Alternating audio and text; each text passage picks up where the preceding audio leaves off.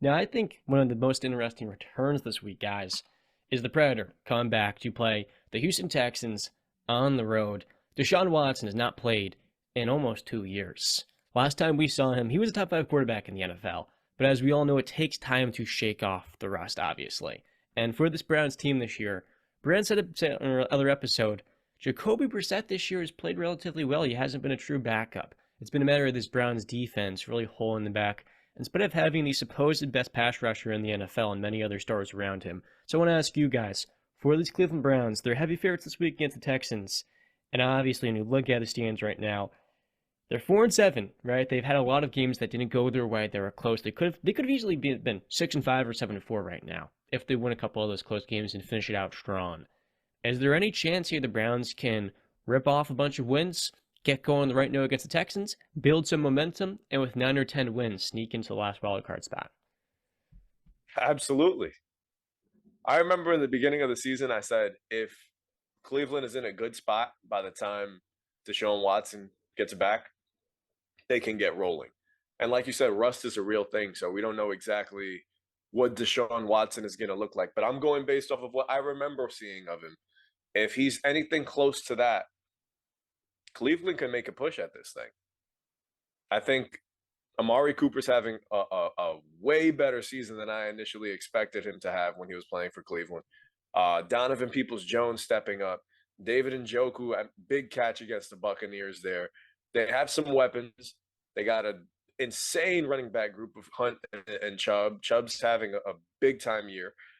Yeah, I think this Cleveland Browns team is now really equipped to bring in a superstar quarterback and get them rolling. I mean, they got the Texans this week. We're all anticipating that to be a win, but you never know. The Texans will be playing with the fire right under their ass. The Bengals the next week. You're gonna have some divisional games. Bengals, Ravens, and then you close the season with the Steelers. There's some winnable games there. Nobody scares you. Now that you got Watson in the fold, I think you're a lot more confident. Way more confident with him under center. It's just left to be seen. We'll find out this Sunday which version of Deshaun Watson are we going to see. Yeah, I think that's the kind of like main question here.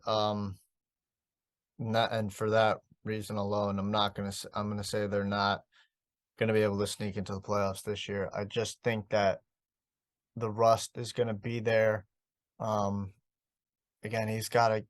It's not even just about him being rusty throwing the football. It's about being in live game action, making these quick, instant second decisions, chemistry, timing, anticipation, pocket presence, all this stuff, time management, clock management, all this stuff it goes into. And I just think he's gonna have to. It's gonna take him some time. Not to say that he's not.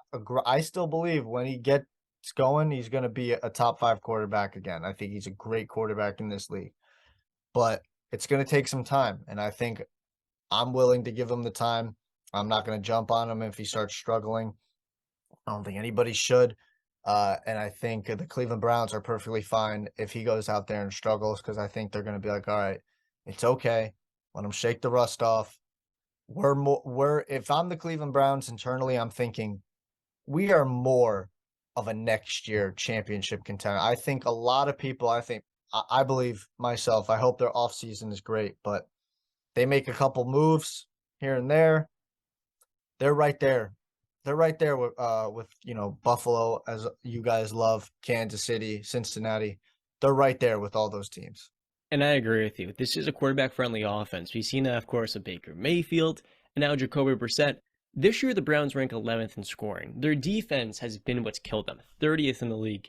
So Deshaun's going to come in. And this Browns schedule, like you touched on, Justin, while I view this team as a next year squad, right? The same way I view the Cleveland Cavaliers, their schedule is pretty, like, you had the Steelers, and that's a toss-up. Then you had the Bengals after this week, the Ravens, the Saints, the Commanders. The Commanders are a team you can't sleep on. I think all these games for Cleveland are winnable. And if you can kind of get the motor going defensively, where there's some life on that side of the ball, they're getting stops, and Deshaun can be better than what Brissett's been, this is one of the most high-powered offenses. Kareem Hunt this year has had a disappointing season, only 500 yards, but Nick Chubb's a top 3 back. And Amari Cooper this year has been excellent. Donovan Peoples-Jones is probably only going to get better with the better thrower of the football. And now the question, of course, is how is Deshaun going to look in terms of the anticipation, the ability to read defenses and react in a timely manner? We won't know. And this right here is ultimately the one game of the week where the Browns, 7-point favorite, I wouldn't touch this game because there's no read on what the quarterback's going to be. But at the same time, he's playing Kyle Allen. So you would like to think for the Browns, this is an easy get-right game for this defense, hopefully, because the Texans' offense is an absolute train wreck.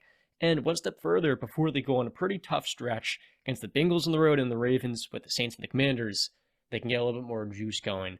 And in spite of me not wanting to pick them covering the spread, I do think they win this game. They found a way to win. No, I think they find a way to win. But one thing that I'm very curious to see, we have not seen Deshaun Watson play with a running back group like this. He's never played with a guy anywhere close to what Nick Chubb is. So him throwing the football like a madman, I don't think we're going to see that. The last time we saw Watson, he was leading the league in passing yards. He doesn't need to pass that much anymore. I mean, you're going to have to at some points, but I think I don't know about you guys, but I'm kind of excited to see this guy back on the field because he was electrifying when he was healthy and he was playing football just 2 years ago. I don't know if you guys remember his stats. So led the league in passing yards with 44,823, 33 touchdowns and 7 picks. The dude was on. So Cleveland is getting themselves a real superstar. If he is anything close to that, he's still a young guy. I think he's only 27. Mm-hmm. Sky's still the limit. So, yeah, I'm riding high with Cleveland. I think, you know what? I would even say, yeah, I think they'd cover the spread. And Justin, that was after Bill O'Brien's masterclass move of trading DeAndre Hopkins for a running back, an overpaid running back that's injury prone, and a second round pick, which might be the worst trade I've ever seen in my entire life. Who was Hall of Deshaun Famer for Watson's, that.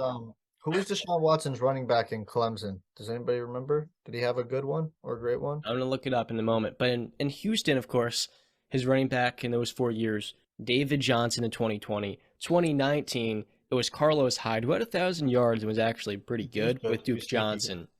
What's up? He was sneaky good, Carlos Hyde, that year. He was underrated. And before that, it was Lamar Miller, who was also pretty good as well. Him and Alfred Blue. So those guys were solid. Nick Chubb is a game-changing force. He's a wrecking ball, not one you want to hit in December.